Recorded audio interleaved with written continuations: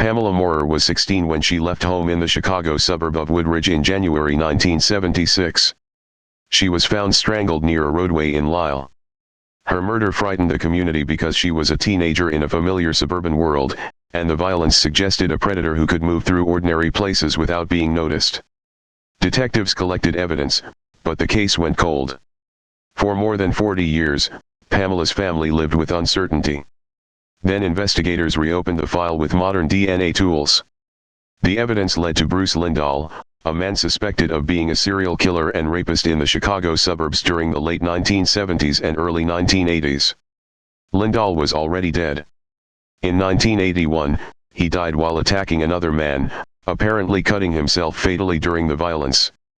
That bizarre death meant he never stood trial for the full pattern investigators later suspected. Authorities exhumed Lindahl's remains and compared his DNA with evidence from Pamela's case.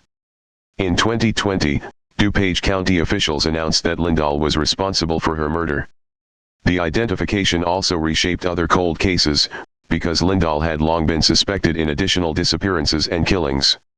Investigators later linked him to Kathy Halley's 1979 murder, strengthening the picture of a predator who had hidden behind time and an early death. The final outcome gave Pamela's family a name, but not a living defendant. No sentence could be added to Lindahl because he had died decades earlier. Still, the case mattered because it connected one victim to a broader pattern and warned how dangerous offenders can look like scattered incidents when technology is weak. Pamela's story is horrifying because she vanished from a suburban night and waited 44 years for the evidence to say what human witnesses could not: the killer had been part of a larger shadow. The final fear is that solving Pamela's case did not close one door, it opened a corridor of other suspected victims.